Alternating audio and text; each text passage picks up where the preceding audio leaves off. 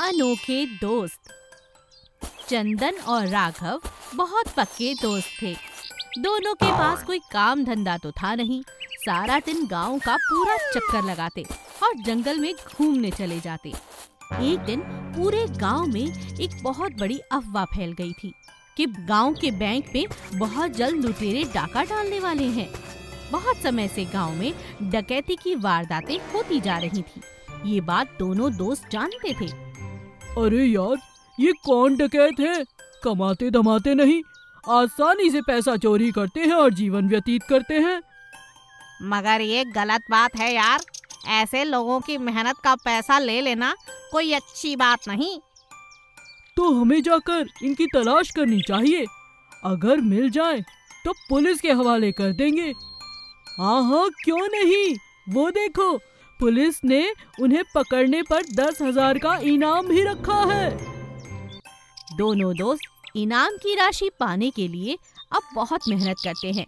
वो चाहते हैं कि उनके गांव में ये बैंक लूटा भी ना जाए और लुटेरे पकड़े जाएं। दोनों दिन रात लुटेरों की खोज कर रहे थे। अचानक तभी उनका ध्यान घोड़ों की आवाज पर गया, जो आधी रात को आ रही थी। अरे दोस्त, ये घोड़ों की आवाज कैसी? चलो पीछा करते हैं।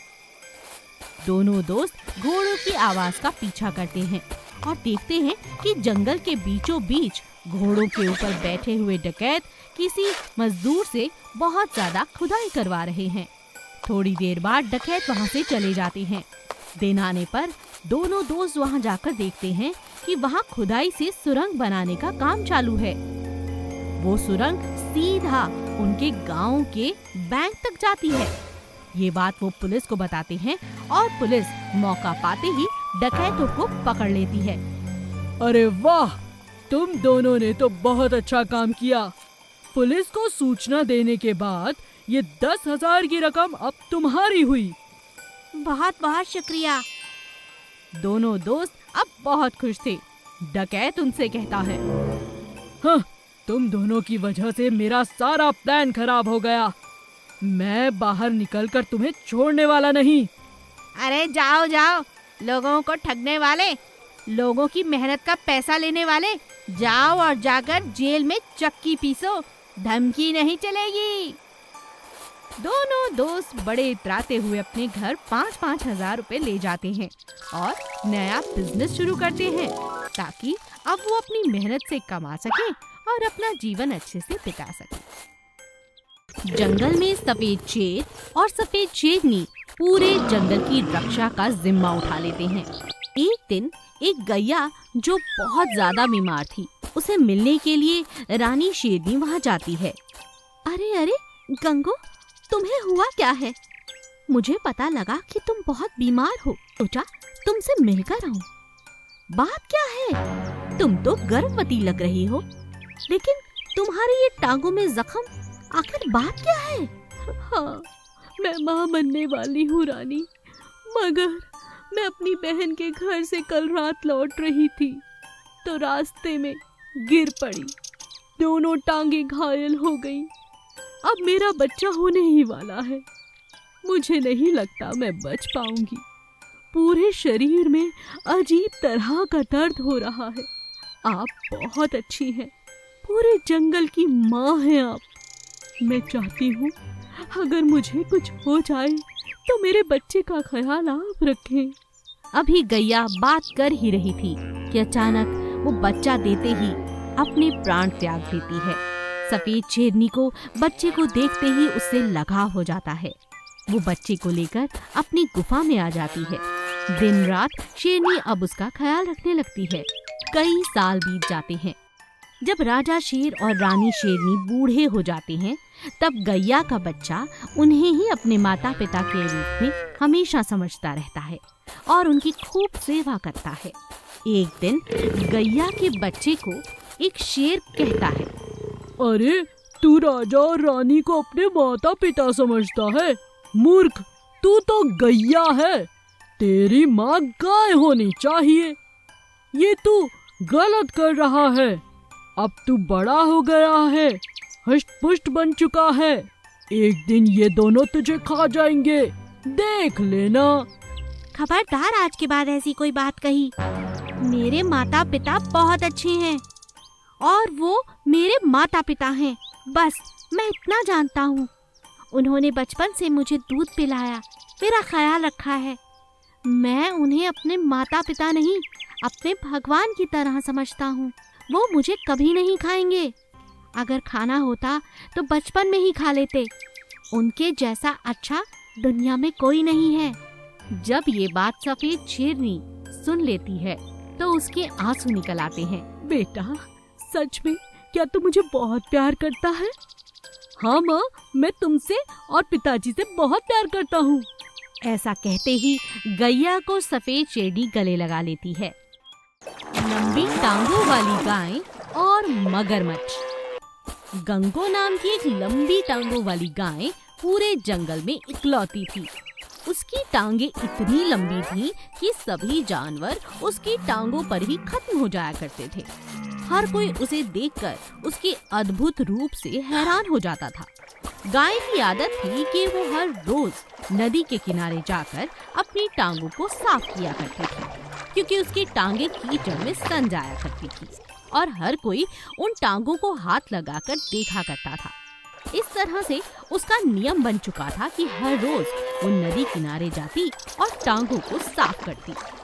एक दिन जब वो अपनी टांगों की सफाई कर रही थी तो एक जंगली मगरमच्छ की नजर उस पर पड़ी। यहाँ तो इतने सालों से ढंग का खाना नहीं खाया। इस गाय को रोज देख देख कर सोचता हूँ क्यों ना इसका शिकार कर लूं। रोज तो यहाँ आती है। लगता है आज ये मेरी खुराक बन कर ही रहेगी। जंगली मगरमच्छ बहुत ज्यादा खूंखार था।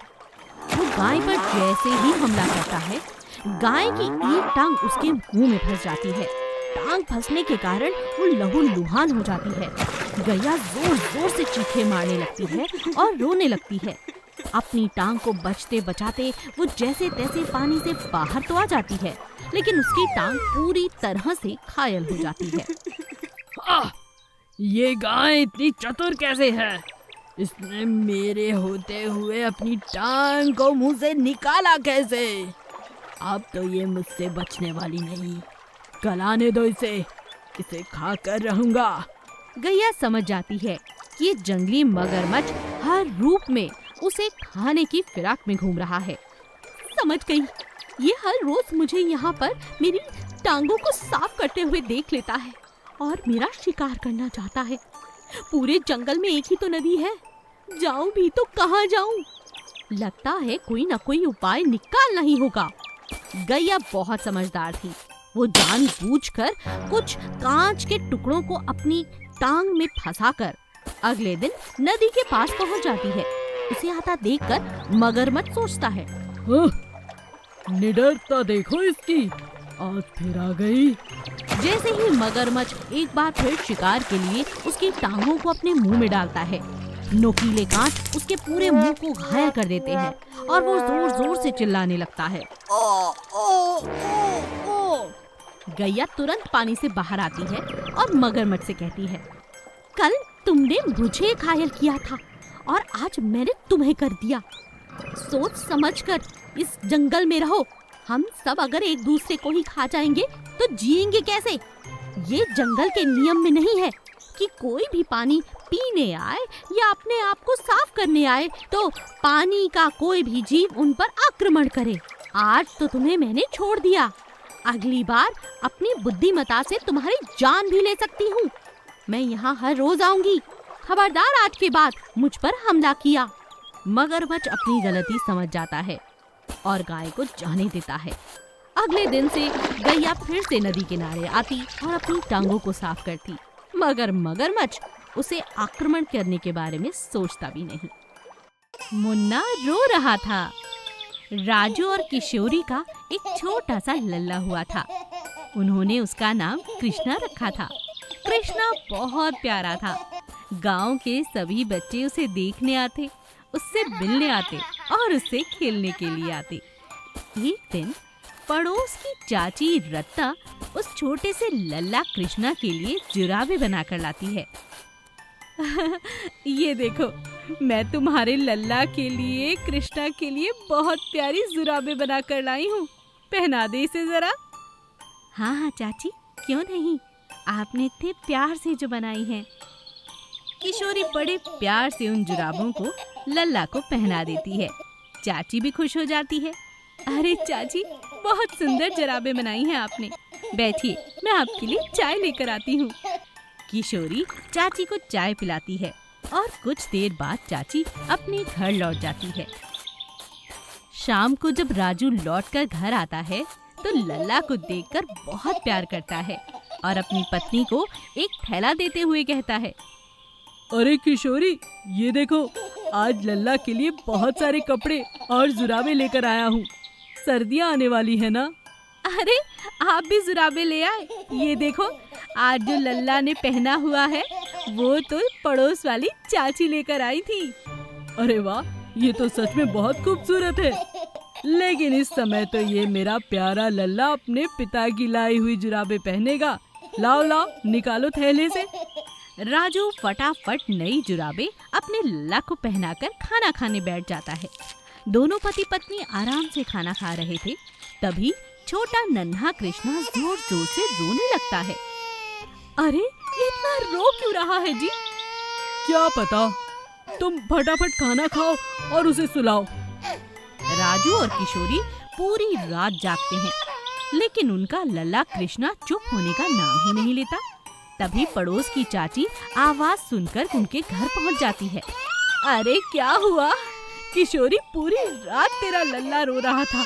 मेरा तो कलेजा मुंह को आ गया। बात क्या है बिटिया?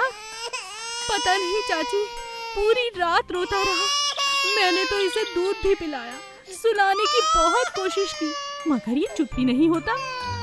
ला जरा मुझे तो दे। चाची अपनी गोद में बच्चे को लेती हैं और देखती हैं कि उसने नई जुराबे पहनी हुई हैं। चाची तुरंत उन्हें उतारती है। तभी किशोरी कहती है, अरे अरे चाची, ये मत उतारिए, इसके पिताजी कल रात को ही नई जुराबे लेकर आए हैं। अरे अरे कोई बात नहीं। अरे ये देख, आजकल की बाजारू जुराबों में क्या क्या लास्टिक वगैरह लगा रहता है। लल्ला की पूरी टांगे सूज गई हैं। हाय राम, सच में चाची, क्या ये इसीलिए रो रहा था? हाँ, चल अब थोड़ा सा तेल लगा इनके पैरों पर, तभी लल्ला को आराम आएगा। बेचारा कब से यही बात कहना चाह रहा था। राजू को अपनी गलती का बहुत एहसास होता है। चाची जाते हुए कहती है, तभी तो कहते हैं बड़े बुजुर्गों के हाथ के बने नरम नरम कपड़े अपने बच्चों को पहनाओ, उनसे उन्हें कोई दिक्कत नहीं होगी। कल मैं लल्ला के लिए और जुराबे बना कर ले आऊंगी। कोई बात नहीं, नए नए माता पिता हो, गलतियां तो होती ही रहती हैं।